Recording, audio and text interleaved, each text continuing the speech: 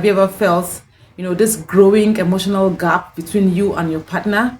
And you really can't tell, but there is this gap between the both of you. There is this silence that is growing.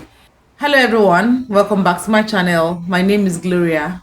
I am a mother, I am a wife, and I am a professional.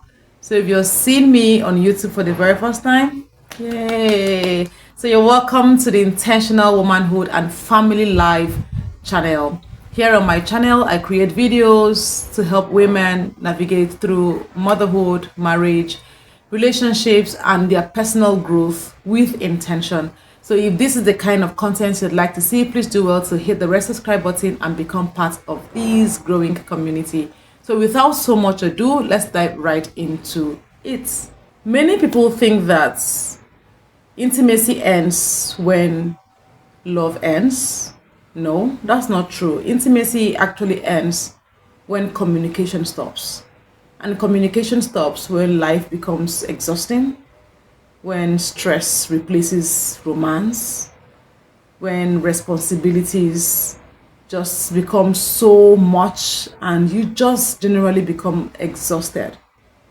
And you find yourself as partners not asking each other, how are you really doing?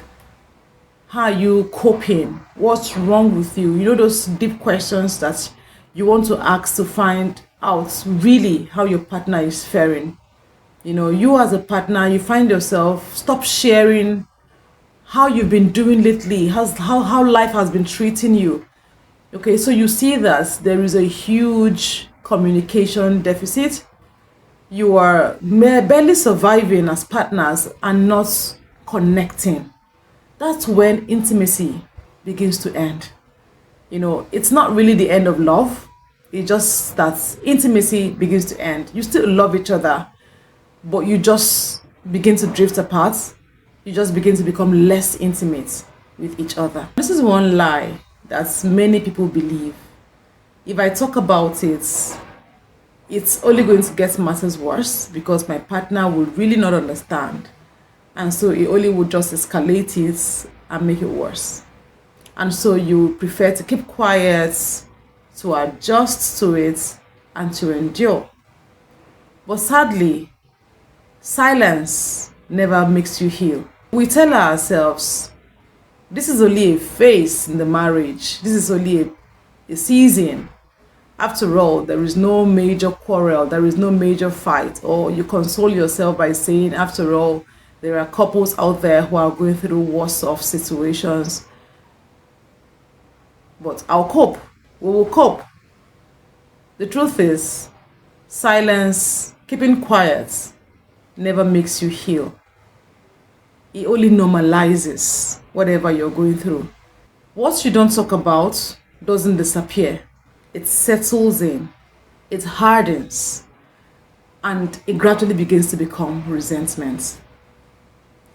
And so it's not true when you feel talking about it will make matters worse. That's a lie you believe.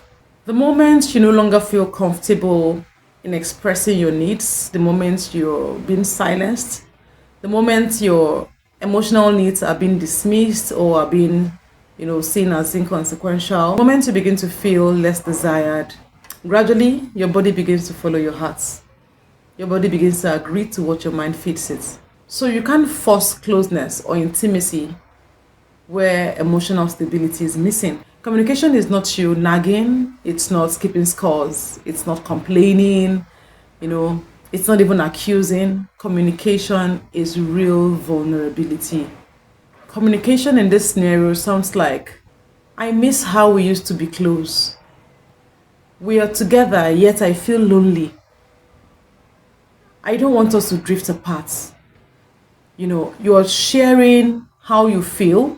You're talking about your fears just so that you're able to overcome it and remedy it.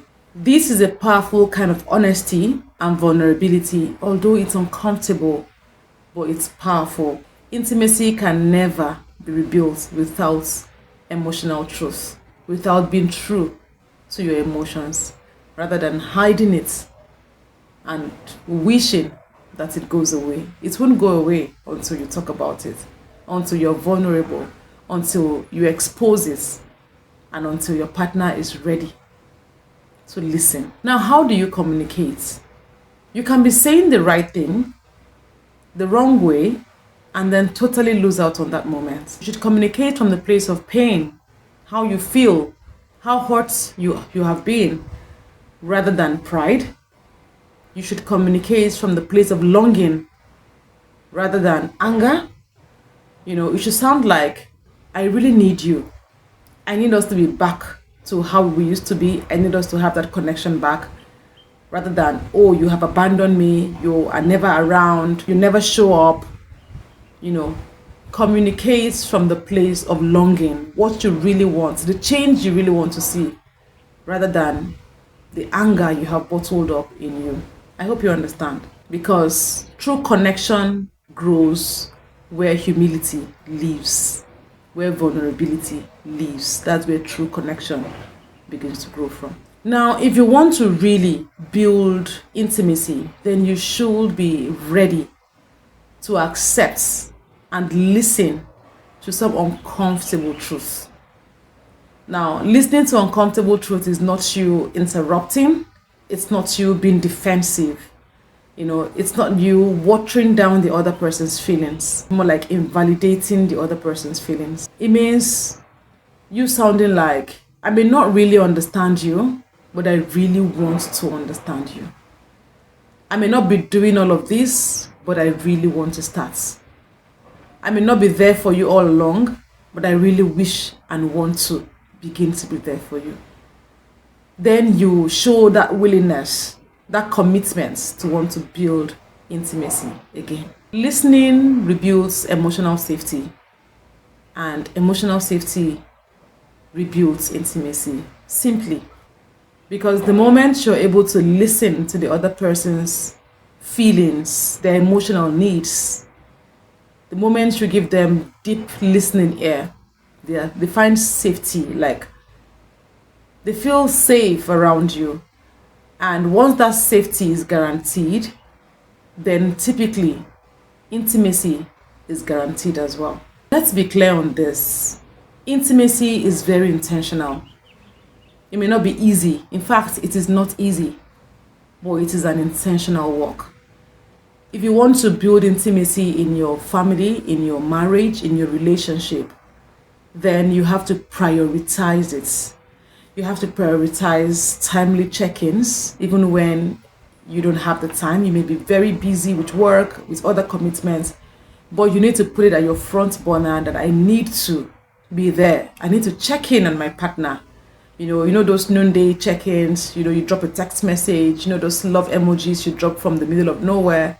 You need to intentionalize being present. It's, talking, even when it's awkward, you just want to listen to the other person and making meaningful contributions to whatever they're saying, even when you are not in the mood. But that's how intentional intimacy is. Like, you have to intentionally want to rebuild intimacy and connection in your relationship. You have to be ready to choose emotion over your comfort. You have to be willing and ready to create time rather than excuses. Because the truth is, love survives where intention and effort is made. Love also survives where intention and effort is mutual. So it is not one-sided. So it shouldn't be probably the man alone in the relationship making so much effort all the time.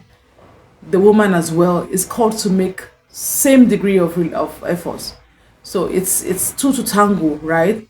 So the effort needs to be mutual. That is the only way love can survive, intimacy can grow, and connection can also thrive. If you're watching me right now, or if you've watched to this point and you're feeling a knot in your heart, you're feeling like this is, being addressed to me, this is talking to me directly, please hear this. You're not wrong for desiring closeness. You're not needy for desiring connection. And you're not difficult for desiring intimacy.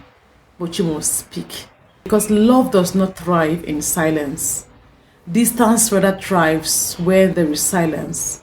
You want to break the distance. You want to speak. You want to share your emotions. You want to talk about how you feel. And in doing so, watch your relationship bounce back. watch your intimacy grow. Remember that the most powerful relationships are not the ones without problems.